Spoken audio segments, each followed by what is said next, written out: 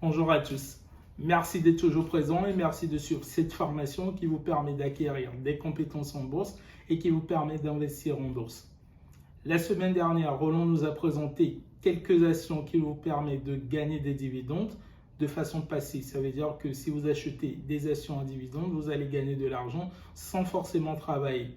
Cette semaine, il va nous présenter quelques ETF capitalisants. Ça veut dire des ETF qui prennent de la valeur. Et les ETF à distribution, ça veut juste dire des ETF qui vont distribuer des dividendes. Si vous ne savez pas ce qu'on appelle ETF, je vous invite à regarder la première série de vidéos qu'on avait fait qui explique très bien les différents types de produits que vous pouvez acheter en bourse.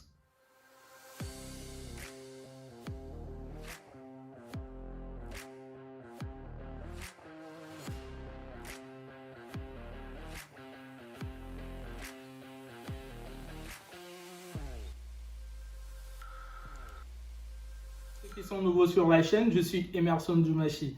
Je vous parle sur cette chaîne de la liberté et de la gestion financière, des différents investissements que vous pouvez faire, que ce soit dans l'immobilier, dans la bourse, dans la crypto-monnaie et tous les autres investissements possibles. Et je vous parle aussi de l'entrepreneuriat. Si ces sujets vous intéressent, je vous invite sans plus tarder à vous abonner à la chaîne et à cliquer sur la cloche notification pour ne pas rater nos prochaines vidéos. J'ai mis en description un fichier Excel qui te permettra de bien gérer ton argent. Si aujourd'hui tu as du mal à bien gérer ton argent, je t'invite à télécharger ce fichier qui te permettra de bien gérer ton argent à la fin de chaque mois. Sans plus tarder, je le laisse vous présenter les 5 ETF qui vous permettront d'investir en bourse et qui vous permettront de diversifier vos investissements. Et oui, aujourd'hui, nous allons parler d'ETF. Mais tout d'abord, est-ce que vous avez suivi la dernière vidéo où nous avons parlé des actions à dividendes? Laquelle de ces actions vous a le plus plu? Et quelle action vous détenez dans votre portefeuille dont on n'avait pas parlé? Ça pourrait intéresser tout le monde. Vous pourrez rajouter ces informations dans le commentaire. Aujourd'hui, oui, nous allons parler d'ETF. Des ETF qui sont soit capitalisants ou distributifs. Mais il y a un truc qui m'a dérangé lors de mes recherches, c'est que le nom des ETF, vous ne les trouvez pas aussi bizarres. Moi, à chaque fois, ils sont pour moi très longs et complexes. Et du coup, pour commencer cette vidéo, je vous propose de déchiffrer le nom d'un ETF. Et pour déchiffrer le nom de l'ETF, quoi de plus facile qu'un exemple pratique?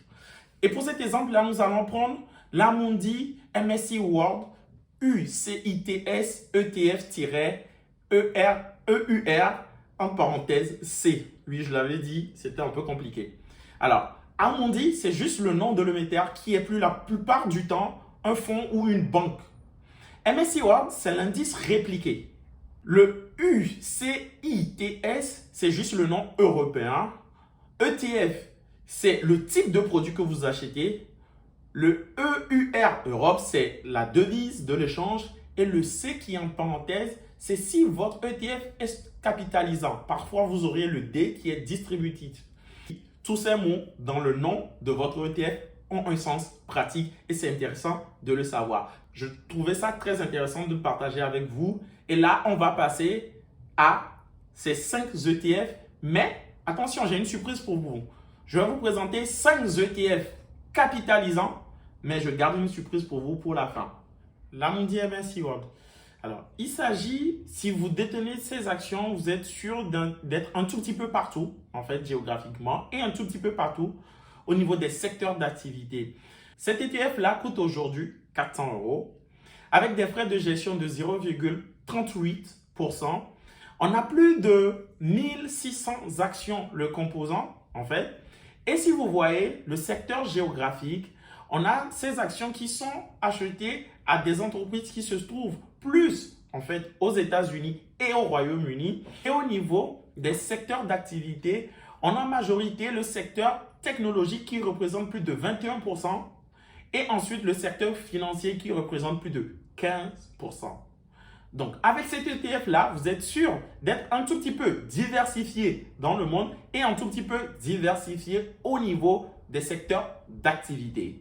Niveau performance, l'Amundi MSCI World en 2019 a performé plus de 29%. Ça veut dire que si vous aviez détenu à cette année-là 100 €, par exemple, de cet ETF-là, à la fin de l'année, vous auriez eu 129 euros. Et en 2020, elle a performé plus de 6%, mais évidemment, la crise sanitaire est passée par là. Si vous n'avez pas 400 euros pour l'Amundi MSCI World, ne vous inquiétez pas, il y a son équivalent qui s'appelle le Lyxor PEA MSCI World, qui réplique la même indice, en fait, et qui est réparti sectoriellement et géographiquement de la même façon.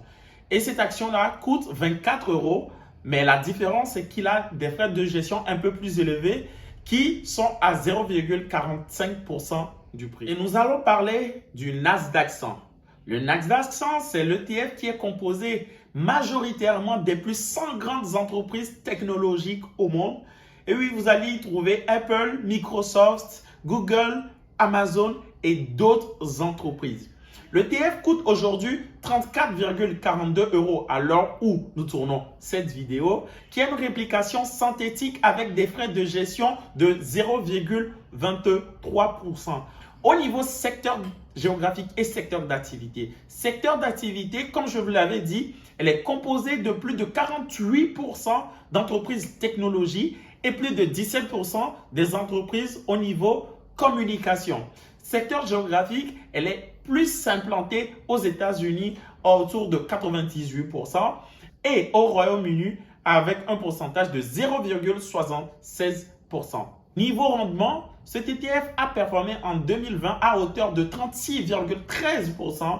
Si vous aviez détenu 100 euros, à la fin de cette année, vous auriez eu 136 euros sur votre ETF.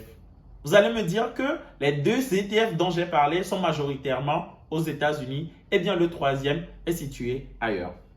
Et troisième ETF, nous allons parler de l'Amundi ETF PEA MSCI Emerging Markets.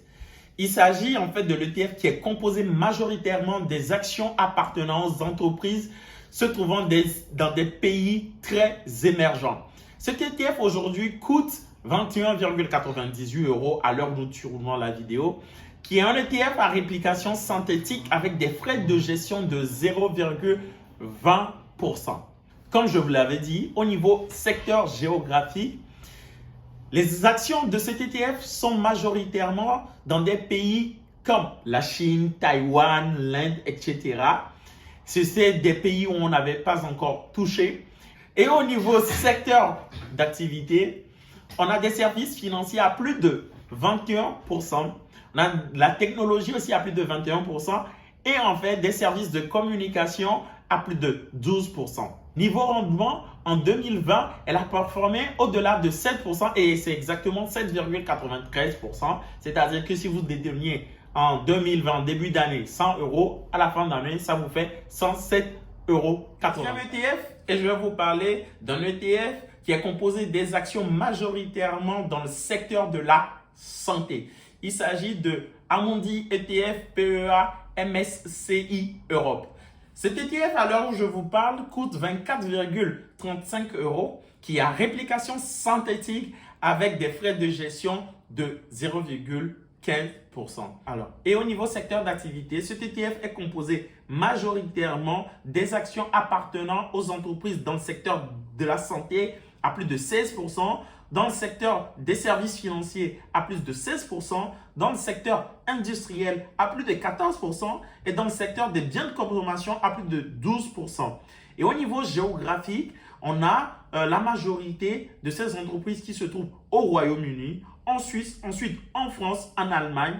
C'est très intéressant parce que au niveau du secteur d'activité, on peut voir de manière assez équilibrée qu'on est quand même diversifié et on est un peu présent en Europe sur cet ETF-là. Nous appelons parler de l'ETF Lyxor PEA Immobilier. Et comme son nom le dit, on est dans le secteur de l'immobilier. À l'heure où nous tournons la vidéo, cet ETF est à 14,28 euros, qui a réplication synthétique avec des frais de gestion de 0,40%.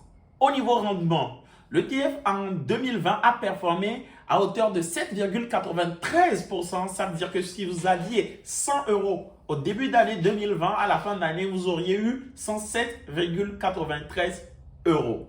Et en termes de secteur d'activité, cet ETF est composé avec plus de 92% d'actions appartenant à un secteur d'immobilier et le reste appartenant à des services de biens de consommation cyclique. Niveau géographie, la majorité des actions appartiennent à des sociétés se trouvant au Royaume-Uni à raison de plus de 25%, en Allemagne à plus de 21%, en Suède à plus de 15%, et on peut retrouver la France, la Belgique, la Suisse et d'autres pays aussi. C'était la dernière action dans la liste des 5 actions avec des rendements capitalisants, et encore, ça veut dire que les rendements sont réinjectés directement dans la valeur de l'ETF, ce qui permet une croissance plus rapide de votre ETF. Et oui, si vous êtes resté jusqu'à la fin de cette vidéo, ça veut dire que vous avez droit aux 2 surprises. Et ces 2 surprises, c'est de vous présenter 2 ETF, mais qui ne sont pas capitalisants, mais plutôt distributifs. Ça veut dire que les rendements vous seront versés en fait, de façon soit annuelle, mensuelle, trimestrielle, selon le choix de votre. Et avant de vous donner ces 2 surprises, ceux qui sont nouveaux sur cette chaîne, abonnez-vous à cette chaîne. Et ceux qui sont déjà abonnés, mais qui suivent cette vidéo, n'hésitez pas à liker cette chaîne et vous aurez ces 2 surprises. Et on y va. Et le premier ETF, c'est le Lyxor Stocks Europe. Il s'agit d'un ETF majoritairement composé des actions de l'entreprise financière. Cet ETF est à 17,01 € à l'heure où je vous parle. Son rendement est de 4,4% qui est distribué 2 fois par an. Il a des frais de gestion de 0,30%. Et attention, les dividendes de cet ETF sont distribués depuis plus de 15 ans sans interruption. Et concernant les secteurs d'activité, cet ETF est majoritairement compris par des actions appartenant à des entreprises se trouvant dans des secteurs financiers à plus de 37%, à des secteurs publics à plus de 14%, et du niveau géographique, on a des entreprises qui sont situées plus en France, au Royaume-Uni, en Allemagne, en Italie et beaucoup d'autres pays. Et ce qui est intéressant dans les ETF distributifs, c'est que même si une action qui fait partie du panier de cet ETF ne vous verse pas la dividende, en fait, les autres actions vont les verser de façon à ce qu'ils atteignent dans leur ensemble les 4,4% de l'ETF. Et le dernier ETF dont nous allons parler aujourd'hui se trouve dans le domaine de l'assurance et il s'agit du Lyxor Stock Europe 600. Cet ETF, à l'heure où nous tournons la vidéo, coûte 64,82 €. Il est à réplication synthétique avec des frais de gestion s'élevant à 0,30% du prix de l'ETF. Alors, le rendement est à hauteur de 4,63% et il est versé 2 fois par an et les dividendes sont versés de manière ininterruptible depuis 5 années. Niveau rendement, cet ETF en 2019 a performé à hauteur de 28,26%, ce qui signifie que si vous aviez détenu 100 € de cet ETF en début d'année, en fin d'année, ça vous fait 128,26 €. En 2020, on voit qu'elle a performé de façon négative de moins 6,22%. Mais attention, ça ne veut pas dire qu'il ne distribue pas des dividendes, mais juste que la valeur de l'ETF a chuté. Et voilà, les 5 ETF capitalisants, 2 ETF distributifs que j'ai pu dénicher par des recherches que j'ai faites, ce qui m'aide énormément à constituer moi aussi mon portefeuille. Vous allez peut-être ne pas aimer certains de ces ETF selon votre profil investisseur et c'est tout à fait normal, mais il y a des ETF parmi la liste que je vous ai proposée aujourd'hui qui pourraient autant vous intéresser. N'hésitez pas à mettre des commentaires dans cette vidéo s'il y a des ETF qui vous parlent plus que d'autres ou si vous trouvez d'autres ETF aussi autant intéressants. N'hésitez pas à liker, à partager cette vidéo et je remercie encore Emerson pour ce petit parcours que nous suivons ensemble. Merci à vous et à la prochaine. Merci à tous ceux qui sont restés jusqu'à la fin. Merci à Roland aussi d'avoir participé au jeu et d'avoir recherché des ETF et des actions qui pourraient vous intéresser. J'espère que vous avez aimé la vidéo et j'espère qu'il y a certaines actions que vous avez dans vos portefeuilles ou qu'il y a certaines actions et ETF qui vous intéressent ou que vous avez, que vous pouvez partager aussi avec nous. Donc, si vous avez d'autres ETF ou d'autres actions qui vous rapportent beaucoup plus d'argent, qui ont des performances élevées ou qui vous rapportent beaucoup de dividendes, n'hésitez pas à nous le partager dans les commentaires. On se fera un plaisir de vous répondre. En fonction de votre profil investisseur, en fonction aujourd'hui de votre stratégie, N'hésitez pas à nous partager la répartition de votre portefeuille en commentaire ou n'hésitez pas à nous partager les différents ETF ou les différentes actions qui vous intéressent. Je vous dis à la prochaine pour une nouvelle vidéo. Si vous avez aimé cette vidéo, n'hésitez pas à la liker, à la commenter et à la partager à vos différents amis.